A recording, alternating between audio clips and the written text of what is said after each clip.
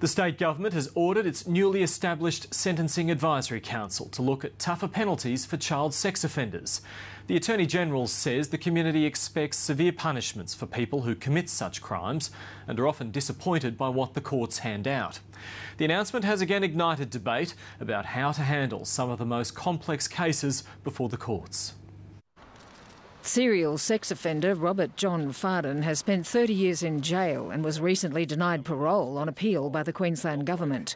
But the average sex offender sentence is much less. Child safety advocates are concerned about the number of offenders not jailed at all.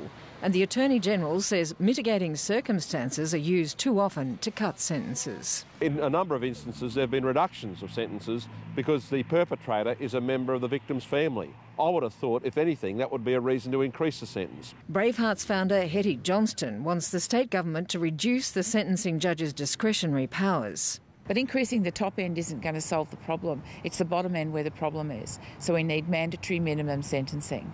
But the Attorney-General is against mandatory sentencing. That can never fit appropriately. What we want to do is to make sure that the whole range goes upwards, the whole range of sentences goes upwards. The issue will now be handed to the Independent Sentencing Advisory Council, established last December.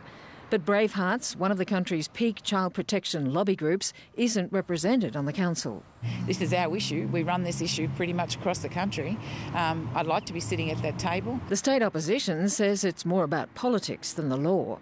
We're due for an election in March next year. He's now fobbed this issue off to another review, another committee, another advisory group, due by February 2012, 1 month prior to the next state election. This issue is happening right across the country. It's not just here in Queensland. So, look, fingers crossed we get it right.